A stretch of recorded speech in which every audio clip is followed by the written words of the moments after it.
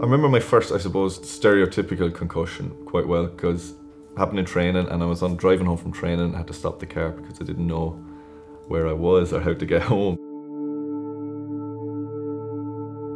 Concussion is a brain injury. It's caused by force transmitted either directly to the head or indirectly to the head through a blow to the body. Over the course of my career, I've played from 17, and even before that when I was a kid growing up, I would say, looking back, at least, one a year over the course of my career. I wouldn't have known at the time there were concussions, but looking back now, I would say definitely there were. There are several common misconceptions to do with concussion. I think the strongest one is the idea that you have to be knocked out to have a concussion. That only happens in about 10% of people. The vast majority of players who have a concussion don't lose consciousness, they're not knocked out.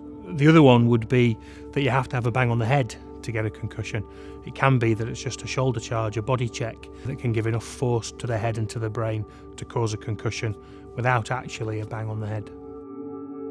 So the concussion took place in a game. It was an aerial duel between me and the striker. Boat has gone up as normal. I did win the header, but then I head-butted the back of her head. So it was about 10 minutes into the game.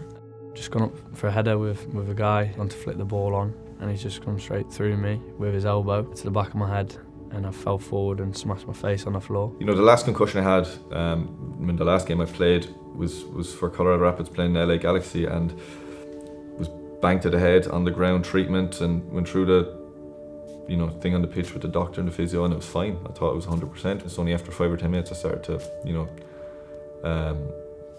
feel not right, I suppose not forgetting stuff, but more a there but not there feeling on the pitch. Looking back in my different concussions, it's always the case it was delayed. It wasn't something that I would have known straight away. It took 5 minutes, 10 minutes to kick in. The med team immediately came onto the pitch, and then obviously instantly they could see where I'd had the impact on my head. Asked me a couple of questions, where are you, what day is it, the score, do you feel okay? And in that moment I did feel fine. I remember asking them, is it caught, is there blood? They said no blood's fine. And they said, are you okay to go back on? And because I passed all the questions, I was like, yeah, I'm fine. I wanted to play on, so my manager said, we'll give you a few minutes, and he was obviously just watching me play. And I was moving like, he described it like I was drunk, and he said I had to come off because I wasn't moving properly.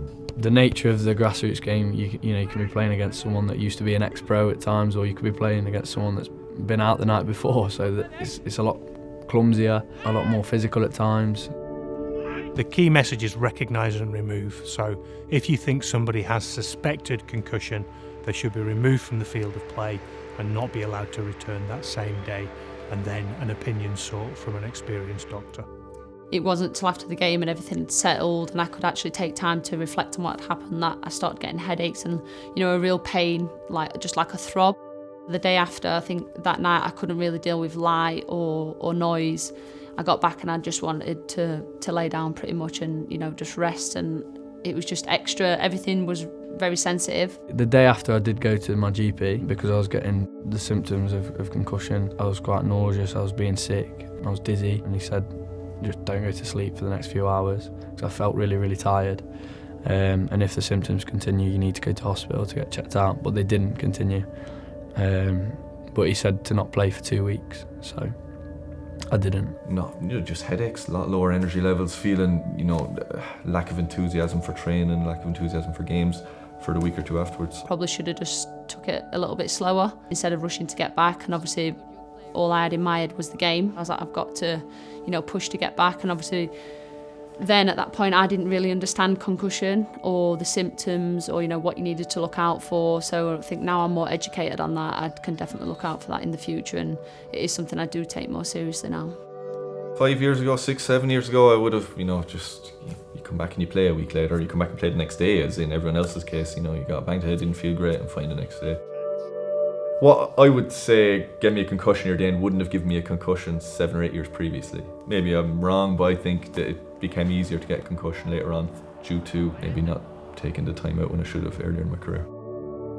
If you have an injury, a brain injury, that's affecting your brain function, you're not going to be adding anything to the team. You're not going to be making effective decisions. You're not going to be contributing to the sports side of football.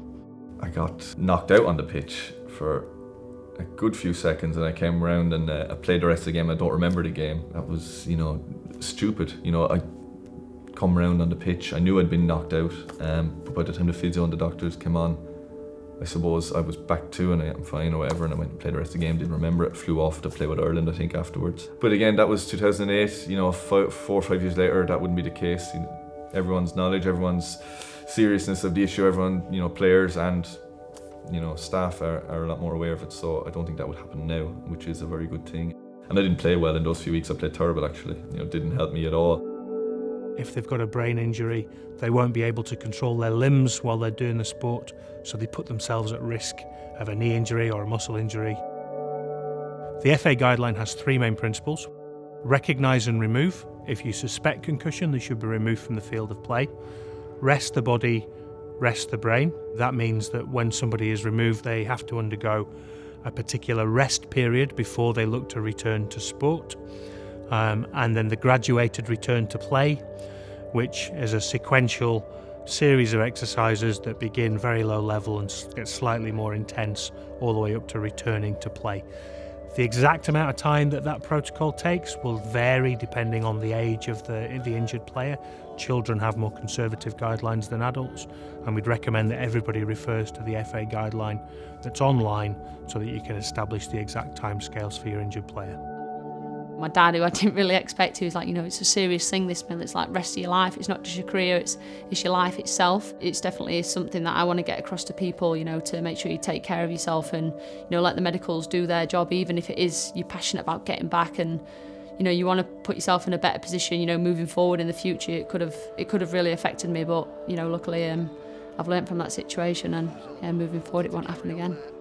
Speaking to the, neurologists and all, they said the next concussion, the problem is you get stuck with the symptoms. They don't go away after 6 weeks, they don't go away after 2 months. They could continue with you for a foreseeable future. So that was, when I decided 34 and time to, take their advice. Within 2 months of finishing, I felt back to myself after the last concussion last September. Now, thankfully, I don't have any side effects. I have to be careful. Any bangs to the head now, I don't feel great straight away. Any little, knock from my son or whatever when I'm playing with him, he gives me a little bang back then I don't feel great, but it clears up very quickly. And so I'm glad that was the reason we came to the decision to retire when I did. Football is a fantastic game, but it can affect you in the long term. It is your life. You've got to look after ultimately. And I think within county FAs they're doing a great job now of raising awareness of concussion, because it's not just the coaches and the medical staff that need to be aware of it, it's the players themselves. As a player and as a teammate, look out for your other teammates. If your teammate's not looking right, you can take a bit of responsibility for them and make them get off the pitch. Decision making around recognise and remove can be very difficult because there's a lot of outside pressures. Players want to play, coaches want players to play, even medics want players to play.